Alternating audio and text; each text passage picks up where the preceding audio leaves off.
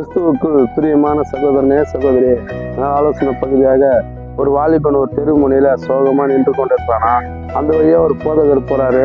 ஒரு நாள் பார்த்தாரு, சோகமா நிற்கிறான். திரும்ப ஒரு நாள் அதே வழியா அந்த போதகர் போறாரு. அப்பவும் அந்த வாலிபன் அதே இடத்துல சோகமா நிற்கிறான். இது போல தினந்தோறும் அந்த வாலிபனை அவர் அந்த பாஸ்டர் பார்த்து ஒரு நாள் அந்த வாலிபனை கூப்பிட்டு, தம்பி, ஏன் தம்பி எப்பவுமே சோகமா இருக்கிறீங்க, ஏன் எப்பவுமே இதயத்தை நிற்கிறீங்க, என்ன தம்பி உங்களுக்கு பிரச்சனை அப்படின்னு சொல்றப்போ அந்த வாலிபன் சொன்னான், ஐயா, எனக்கு குடும்பம்னு எதுவுமே கிடையாது ஐயா, எனக்கு வீடுன்னு எதுவுமே கிடையாது ஐயா, எனக்கு வேலைன்னு எதுவுமே கிடையாது ஐயா, என்னை சோறு போறதுக்கு எனக்கு ஆள் இல்லை ஐயா அப்படின்னு சொல்லி ரொம்ப சோகமா இருந்தானா. நான் வாழ்றதே வேஸ்ட் ஐயா அப்படின்னு சொல்லி சொன்ன பிற்பாடு அவனுக்கு இந்த போதகர் என்ன பண்ணாரான், ஒரு உண்மையான ஒரு சத்தியத்தை இயேசு கிறிஸ்து அறிந்து கொள்ள முடியாத ஒரு வார்த்தைகளை அவனுக்கு இடத்துல பேசினாராம். அந்த வார்த்தை மூலியமா அவன் என்ன பண்ண தொடப்பட்டானா, அந்த வார்த்தையை அவன் விசுவாசித்தானா.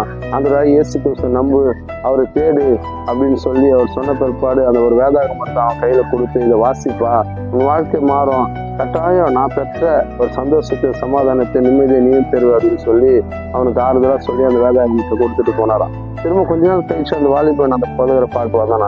ஐயா, எனக்கு வேலை கிடைச்சிருச்சு ஐயா அப்படின்னு சொன்னானா. அப்போ ரொம்ப சந்தோஷம் தம்பி அப்படின்னு சொல்லி ஜெபம் பண்ணி இந்த பாஸ்டர் அனுப்பிச்சாரான். திரும்ப கொஞ்ச நாள் கழிச்சு வந்து, ஐயா, எனக்கு வேலையில ப்ரமோஷன் கிடைச்சிருச்சு ஐயா அப்படின்னு வந்து சொன்னானா. திரும்ப ரொம்ப சந்தோஷம் தம்பி அப்படின்னு சொல்லி ஜெபம் பண்ணி அனுப்பிச்சாரான். திரும்ப கொஞ்ச நாள் கழிச்சு வந்தானா, ஐயா, எனக்கு வெளிநாடு போக என் கம்பெனில எனக்கு சொல்லியிருக்காங்க ஐயா அப்படின்னு சொன்னாராம். அப்போ உடனே ஐயா இந்த பாஸ்டர் ஜெபம் பண்ணி ரொம்ப சந்தோஷம் அப்படின்னு சொல்லி திரும்ப அனுப்பிச்சாரான். திரும்ப கொஞ்ச நாள் கழிச்சு வந்து, ஐயா, எனக்கு கல்யாணம் ஒழுங்கு பண்ணியிருக்காங்க ஐயா, நீங்க ஜெபிங்க அப்படின்னு சொல்லுவாங்க. ஐயோ ரொம்ப சந்தோஷம்ன்ட்டு திரும்ப என்ன பண்ணாராம், ஜெபிச்சு அதை வாலிபன் அனுப்பிச்சாரான். திரும்ப கொஞ்ச நாள் கழிச்சு வந்தானா, ஐயா, நான் ஒரு பிசினஸ் பண்ண போறேன் ஐயா அப்படின்னு சொன்னாலாம். ஐயோ ரொம்ப சந்தோஷம் அப்படின்னு சொல்லி திரும்ப ஜெபம் பண்ணி அனுப்பிச்சாரான். இது போல அவருடைய உயர்வு அந்த பாஸ்டர் பார்த்து ஒரு நாள் அவனை கூப்பிட்டு, தம்பி, ஒரு தெருமுனையில நீங்க சோகமா இருந்தீங்க, ஒரு தெருமுனையில நீங்க ரொம்ப கஷ்டப்பட்டு இருந்தீங்க, இன்னைக்கு எப்படி தம்பி இந்த அளவுக்கு உயர்வு, இந்த அளவுக்கு படிப்படியா இந்த அளவுக்கு ஒரு ஆசீர்வாதத்தை எப்படி தம்பி நீங்க பெற்றுக்கொண்டீங்க அப்படின்னு சொல்லி அந்த பாஸ்டர் அவர் எடுத்து கேட்கும்போது, ஐயா, நீங்க நான் அனாதையா இருந்தேன், எனக்கு வீடு இல்லாம இருந்தேன், எனக்கு சாப்பிட்றதுக்கு வழி இல்லாத இருந்தேன், வேலை இல்லாம இருக்கும்போது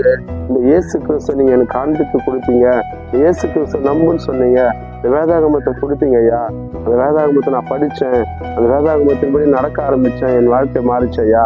நான் என்ன பண்ணுவேன், எப்போல்லாம் வேலைக்கு போயிட்டு வரணும், போயிட்டு வந்த நேரம் கிடைக்கும் போதெல்லாம் நான் என்ன பண்ணுவேன், சுவிசேஷத்தை கைப்பிரீதி அங்கங்கே கொடுப்பேன். அதனால இயேசு கிறிஸ்து நம்புங்க, விசுவாசிங்க, என் வாழ்க்கை மாறிச்சு, உங்கள் வாழ்க்கை மாறும்னு சொல்லி நான் அங்கங்கே சுவிசேஷத்தை அறிவிப்பேன். என்னால் முடிஞ்ச ஊழியத்தை நான் சும்மா இருக்கும் போதெல்லாம் செய்வேன் ஐயா அப்படின்னு சொல்லலாம். அப்படி செய்யும் போது தான் எனக்கு படிப்படியாக ஆண்டு ஆசீர்வதிச்சாரு. அப்போ அதனால தான் இந்த அளவுக்கு உயர்வுன்னு சொல்லலாம். அப்போ இதை கேட்டவுடனே அந்த பாஸ்டர் ரொம்ப சந்தோஷம், அப்போ இன்னும் நீ நல்லா இருப்பா அப்படின்னு சொல்லி ஜெபம் பண்ணி அனுப்பிச்சாரான். இதை கேட்டுக்கொண்டிருக்கிற சகோதரனே சகோதரியே, ஒரு வாலிபன் ஒன்றுமே நான் வாழ தகுதி இல்லாதவன்னு சொன்னா, எனக்கு யாரும் இல்லை அனாதன்னு சொன்னான், எனக்கு வேலை இல்லைன்னு சொன்னான், எனக்கு வீடு இல்லைன்னு சொன்னான். ஆனா அவன் இயேசு கிறிஸ்து எப்போ அவன் நம்பினானோ, இயேசு கிறிஸ்து எப்போ அவன் தேடி ஓடினானோ, இயேசு கிறிஸ்து வார்த்தை எப்படி விசுவாசித்தானோ, அவன் வாழ்க்கையில அன்றாக இயேசு கிறிஸ்து உயர்வை கொடுத்தாரு. அந்த உயர்வை கொடுத்தது மாத்திரம் இல்ல, அவன் இயேசுக்காக என்ன ஆண்டவர் என்னை காப்பாத்தினாரு, என்ன ஆண்டவர் உயர்த்தினாரு, அந்த ஆண்டவர் சொன்ன வார்த்தையை நான் கீழ்ப்படி செய்வேன்னு சொல்லி ஆண்டோட ஊழியத்தை அவன் செய்ததுனால வாழ்க்கை மாறிச்சு. இன்றைக்கு நீங்கள் நானும் கிறிஸ்தவனை வாழ்ந்து கொண்டிருக்கிறோம், அதே கடன்ல வாழ்ந்து கொண்டிருக்கிறோம், அதே சமாதானம் இல்லாத வாழ்ந்து கொண்டிருக்கிறோம், அதே துக்கத்துல இருக்கிறோம், அதே வேதனையில இருக்கிறோம். காரணம், நாம் இயேசு கிறிஸ்து சொன்னது போல வாழல. அந்த வாலிபனுக்கு ஒரே முறை இயேசு கிறிஸ்துவை பற்றி சொன்னாங்க. அவன் என்ன பண்ணான், அதை கேட்டான், அதை ஜெபிச்சான், அதன்படி வாழ்ந்தான், ஊழியர் செய்தான், ஆண்டவர் ஆசீர்வதிச்சார். அப்ப இன்றைக்கு நம்ம வாழ்க்கை மாறணும்னா ஆண்டவர் சொன்ன ஊழியத்தை நாம் செய்வோம், வேலைக்கு போவோம், கடன் அடிப்போம். அதன் மூலியமா ஆண்டவருடைய வார்த்தையை நம்ம அநேகருக்கு சொல்லும் போது அந்த வாலிபனுக்கு ஆண்டவர் செய்த அற்புதம் உங்களுக்கு எனக்கு செய்வார். அப்ப இன்றைக்கு நம்ம ஒரு தீர்மானம் எடுக்கலாம், ஆண்டவரே, நானும் ஆண்டவரே என் வேலைக்கு போயிட்டு வந்த நேரத்துல நானும் உங்களுடைய ஊழியத்தை செய்வேன் ஆண்டவரே, என் பக்கத்து வீட்டுல இருக்கிறவங்க நான் ஆண்டவரை பற்றி சொல்லுவேன், என் கிராமத்துல இருக்கிற இயேசு கிறிஸ்துவை பற்றி நான் பெற்ற நன்மையை என் கிராமத்துல நான் சொல்லுவேன் ஆண்டவரே.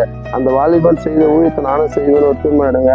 கர்த்தர் உங்களை என்னை ஆசீர்வதிப்பாராக. ஆமென். அல்லேலூயா.